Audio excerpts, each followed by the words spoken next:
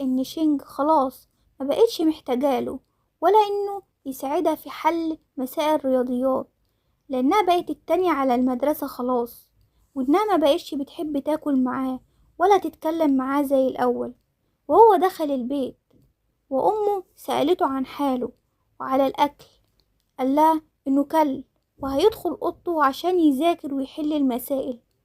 أمه لاحظت زعله وفكرت وقتها إنه أكيد زعلان مع شينج بما إنه ملوش أصدقاء غيرها. شينج قاعدة مع لين وبيهزروا مع بعض، بس عقلها مع سنان. لاحظت لين ده قالت لها في ايه شكلك زعلانة، يا ترى بسبب سنان؟ انتوا متخاصمين ولا ايه؟ ردت عليها شينج وقالت لها انها في الاول ما كانش عندها اصدقاء كتير قبل ما تعرفها، وانها دلوقتي بقى عندها اصدقاء وهما لين وسنان ودونج بي. وبتقول لها إنها أول صديقة ليها مقربة منها وإنها مبسوطة إنها اتعرفت عليها. لين بتقول لها إنها مش عايزاها تكون متضايقة أو مش راضية بسبب مشاكلها مع أصدقائها التانيين، وقالت لها إنها هي وسنان مش مجرد أصدقاء وبس. وقالت لها إنها في الأول كانت مفكراهم أصدقاء وبس، لما قربت منهم وبعد ما عرفت شينج أكتر شكت فيهم. شينج مستغربة من كلامها وقالت لها إنها غلطت في الحكم على علاقتها مع سنان، وإنهم كبروا مع بعض وأصدقاء منذ الطفولة. لين بتقول لها طب ليه ما بتحبوش بعض مع إنكم كبرتوا مع بعض؟ شينج غيرت الموضوع وبتقول لها خلاص بقى بلاش نتكلم عني أنا وسنان، ايه رأيك تحكيلي عنك انتي ويانج سين الطالب الجديد؟ قالت لها إنها هي ويانج سين كبروا مع بعض وإنه كان الشخص اللي كانت بتحبه. وحكت لها وقتها لما كانت صغيرة كانت أمها مشغولة على طول وهي طول الوقت بتقعد لوحديها، وإن يانج سين هو الوحيد اللي قريب منها. وقالت ليانج سين إن أمها مشغولة وأوقات بتحس إن أهلها مش بيحبوها. يانج سين كان تملي جنبيها وبيدعمها وقريب منها، وهي كل ما تحس إن مفيش حد قريب منها وإنها ملهاش أصدقاء هو بيبقى قريب منها وبيكون داعم ليها. وبعد كده هي كونت أصدقاء، بس كانوا بيبقوا أصدقاء ليها عشان إنها غنية ومعاها فلوس، وكانوا مصاحبينها لتلبية طلباتهم بس واستغلالها. ويانج كان بيشوف أصدقائها دول لما بيستغلوها واتكلم معاهم وهو متضايق منهم عشان بيستغلوا لين بصداقتهم. لين زعلت منه واتضايقت من يانج عشان هي عايزة يكون عندها أصدقاء. قال لها أي نوع من الأصدقاء انتي عايزاهم؟ اللي هما بيستغلوكي انتي حباهم كده؟ وقال لها يعني أنا مش صديق ليكي، أنا هكون جنبك على طول. لين بتحكي لشينج قصتها مع يانج، وشينج بتقول لها انتوا كنتوا أصدقاء كويسين مع بعض، طب ليه دلوقتي علاقتكم سيئة؟ افتكرت وقتها وقالت لها إنها كانت في المدرسة وهو كان قريب منها، وكان أي حد بيضايقها كان هو بيقف ضده، لدرجة إن كل اللي في المدرسة كانوا بيغيروا منها. كان في يوم جه المدرسة ووشه كله فيه ندوب. هي استغربت وسمعت من أمها إنها لازم تبعد عن يانج سين عشان هو بيتخانق مع أي حد بيشوفه. وهي راحت سألته، قال لها انت ما تسألنيش حصل ايه، ولا انها ما تقلقش من اي حاجة وانه هيحميها من اي حد هيضايقها وهيفضل جنبها على طول. وهي لسه بتحكي لشينج وبتقول لها انه فعلا حماها وخلى اي بنت تتكلم معاها ما تتكلمش معاها ويحترموها. وهي قررت تبعد عنه عشان هو بيهتم بيها قوي وبينسى نفسه، وهي عايزاه يفكر في مستقبله وإنها عايزة تعتمد على نفسها. وهي لما تبعد عنه ساعتها هو هيفكر في مستقبله ويفكر في نفسه شوية. وبتقولها إن المشاعر بينهم بتنمو ببطء، وفي يوم هم هيكبروا وإنهم هيسندوا بعضهم البعض بشكل أفضل. لين وهي بتتكلم شينج بتفكر في كلامها وسرحت في سنان إن سنان بيطلع في كل تفكيرها. ده معناه إنها بتحب سنان من زمن بعيد. لين بتقول لها أنا عارفة انت بتفكري في ايه، بس لازم تعرفي وتفهمي قلبك كويس. شينج بتقول لها إن هي وسنان كانوا مع بعض من وهم صغيرين، وهو بيعملها زي أخته، مش مبين حاجة، وعمرها ما حست منه إنه بيعاملها كونها حبيبة أو أي حاجة تاني. لين بتقولها أي شاب هيغير على أخته. شينج بتقولها يعني هو بيغير عليا ليه، وليه بيعمل كده؟ لين قالت له إن الشباب لما بتحب مش بتبين حبهم، ده مش بيظهروه. تاني يوم شينج ولين رايحين لسينان عشان يروحوا للمدرسة. أمه قالت لهم إنه مشي من بدري، وهي فكرت إنهم عندهم حصة بدري، وإنها بتحسب إنهم مشيوا معاه. شينج زعلت واتضايقت جدا، لأن دي أول مرة سينان يمشي ويسيبها وهي رايحة للمدرسة. في المدرسة وفي الفصل شينج قاعدة وسينان قاعد ومش باصص عليها، وهي بتقول في نفسها يا ترى هو في ايه؟ معنى كده انه ما بقاش مهتم بيا خلاص. ونيجي الوقت الاستراحة، دونج بي قاعد مع شينج وبيتكلموا عن سينان. دونج بي بيقول لها هو سينان ماله الأيام دي شكله غريب. هي قالت مش الأيام دي وبس، هو بقاله فترة غريب وكلامه غريب معايا.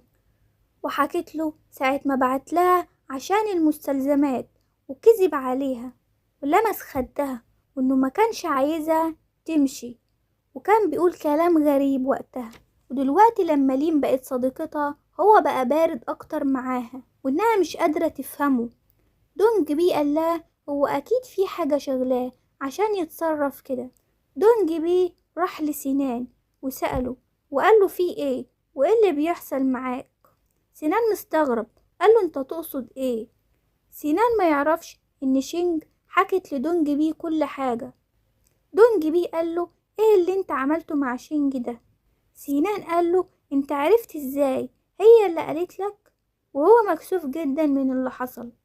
دونج بي قال له انت فعلا كنت قالب وشك على شينج ومتغير معاها، وهي قلقانة فعلا عليك. سنان فرح عشان هي قلقانة عليه، وسأل دونج بي هي فعلا قلقانة عليا؟ انا بس كنت عايزها تهتم بيا والأمري. دونج بي قال له انت ما كنتش كده قبل كده، انت هتستنى لغاية لما تتخرج من المدرسة الثانوية دي. رد سنان عليه وقال له ايه اللي هيحصل يعني؟ دونج بي قال له انت تعرف ان الدور الوطني الرياضي للمدارس الثانوية اللي بتتعمل كل سنة، انت لو فزت بالمرتبة الاولى هتبقى ليك جميع الرسوم الدراسية. روح قول للمعلم واقترح عليه انه يسجلك في فصل المنافسة.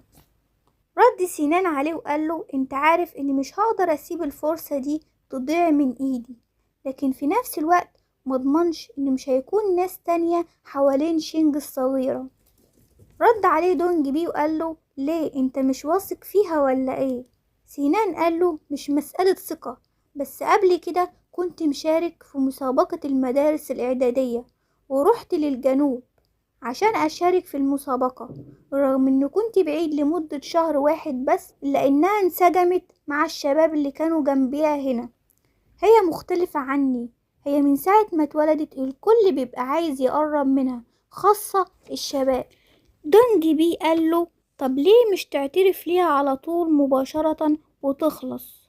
سنان قال له مستحيل، انت شايفني من النوع اللي بيعترف على طول بسهولة؟ قبل ما اتأكد انها معجبة بيا او لأ، فان نسبة اعترافي هتكون صغيرة جدا.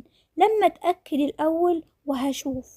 دونج بي قال له بسخرية يعني انت مش خايف اروح اعترف ليها انا الاول واخدها منك؟ رد سنان عليه وقال له أتوقعها من أي حد ومن الكل، إلا أنا أتوقعها منك أنت. قال له احتمالية ده هتكون صفر. نيجي للمدرسة، شينج ماشية وسرحانة وشافت واحد شبه سنان وهي بتحسبه سنان، فهي بتهزر معاه كالعادة على أساس إنه هو، بس هي اتفاجئت عشان هو شبهه قوي. فجي سنان وخدها ومشي. وقال لها انت بتعملي ايه؟ قالت له انها بتحسبه هو، وهي مكسوفة جدا. قال لها انت مش هتقولي لي حاجة تاني؟ هي متلجلجة في الكلام وبتتلخبط، وبتقول له انت قلقان لكون هبعد عنك عشان لين بقت صاحبتي؟ قالت له انه لسه صديقها وانها مش هتبعد عنه ابدا. هو ساكت وباصص عليها باستغراب، وقال لها لا مفيش مشكلة، انا مش هضايقك تاني، وبكرة الصبح هستناكي وانتي خارجة من البيت نروح للمدرسة سوا. ومشي وسابها. ونيجي للفصل. مدرس الرياضيات بيقول إن إدارة التوجيه هتيجي عشان الفصل بتاعهم هيكون ليه دور من الإدارة دي في عرض مسرحي، وبيسألهم مين اللي عايز يكون ليه دور على المسرح. الفصل كله اقترح على المدرس إن شينج تكون البطلة عشان يناسبها الدور. المدرس سألها، قال لها ايه رأيك يا شينج؟ هي استغربت وفي نفس الوقت وافقت. والمدرس سأل في حد تاني عايز يشارك؟ فجأة رفع سينان ايده وقال انا كمان عايز اشارك. كل الفصل مستغرب وبيقول ان سينان مش بيشارك في مسابقات زي دي، ومش بيهتم من النوع ده من الأنشطة، وبيقولوا انه ممكن هيشارك عشان خاطر شينج شاركت في المسابقة. شينج هي كمان استغربت وبتقول في نفسها انا فاكرة انه ما كانش بيحب المشاركة في مسابقات زي كده، وبص عليه وبتقول انا مش عارفة افكر غير انه يكون. ولسه هتكمل. هي افتكرت لما لين قالت ان الشباب بتحب بس مش بتبين، بس هي برضو مش مصدقة، وقالت انه ممكن يكون عايز يجرب الأنشطة دي. والمدرس بيكمل وبيقول في حد تاني عايز يشارك؟ دونج بي رفع ايده وقال انا عايز اشارك. ولين ردت هي كمان وقالت انا كمان عايز اشارك. يانج استغرب منها وبيقول في نفسه هما بمجرد انهم شاركوا في المسابقة هي كمان عايزة تشارك؟ هي انسجمت امتى معاهم كده؟ راح رد وقال انا كمان عايز اشارك. المدرس قال كده 5 هيشاركوا، كده يكفوا، محدش تاني هيقدر يشارك. الفصل كله متحمس للتشكيلة دي لل5 دول، وكلهم مبسوطين. والقرعة اتعملت والنتيجة طلعت ان شينج طلعت هتحب دونج بي، وسينان طلع بدور هو ابو شينج، راجل كبير يعني. ولين طلعت ست كبيرة، ودونج بي بيبقى حافدها. ويانج ملوش علاقة مع لين خالص، وسينان ويانج بيبقوا بيتناقروا مع بعض، أعداء يعني. المهم مفيش حد المفروض يكون هيعترض على الدور ولا القرعة. سينان طلع أب لشينج، ويانج متضايق عشان لين طلع ليها الدور ست كبيرة في السن. فراح يتكلم مع المدرس، والمدرس قاله مفيش اعتراض على الدور. يانج متضايق من شينج عشان طلع لها دور حلو، بنت صغيرة وحلوة. فبص لشينج وهو متضايق وهي بتتكلم وبتهزر مع لين على الدور. راح سينانجي وبصوا لبعض وهم متضايقين، وراح يانج ومشي. نيجي لين وشينج كانوا ماشيين وبيتكلموا على الدور، فجم أصدقاء لين القدامى وبيقولوا لها مش هتيجي تلعبي معانا يا لين؟ وبيقولوا لها انتي عيلتك غنية، ممكن تحجزي لي كرسي عشان المدرس بتاع الإنجليزي بيدرس وفصله بيبقى زحمة. يانج سامع الحوار ده ومتضايق عشان هما بيحتاجوها وبيستغلوها، فهو لسه هيروح يرد عليهم، فلقي شينج ردت عليهم وقالت لهم ان لين مش بحاجة ان عيلتها تكون غنية، وهي بتفوز بكل المسابقات عشان هي كويسة وطالبة متفوقة. وبتقول لها ان الصداقة دي مش صداقة، وانهم بيحتاجوها بس وقت مصلحتهم، واسألي لين عشان تعرفي انها عايزة تكون صديقتك ولا لأ. فسألت البنت لين سرحانة وفي نفس الوقت قلقانة، وردت وقالت لأ، أنا مش عايزة أكون صديقة ليكي. البنات اتضايقوا جدا ومشيوا، ويانج واقف وسامع وبيقول إن البنت دي طلعت كويسة، يقصد شينج يعني. ونيجي للاستراحة. شينج كانت قاعدة وبترسم. فجأة جه يانج وشكرها عشان اللي عملته مع لين، واتكلم معاها وعزمها على مشروب وقعد يهزر معاها شوية. وكان سينان واقف على الباب بيتكلم مع زميل ليه، وهي بصت عليه وسرحت. يانج لاحظ ده وبيقول لها انت بتبصي فين؟ فبيبص بيشوف هي بتبص فين، فشاف سينان واقف. يانج بيقول لشينج يا ترى انت بتحبي سينان ولا ايه يا شينج؟ وبكده يكون انتهى الفصل. لو عجبك الفيديو ما تنساش تعمل لايك وتشترك في القناة وتفعل زر الجرس عشان يوصلك كل جديد. سلام يا أصدقائي.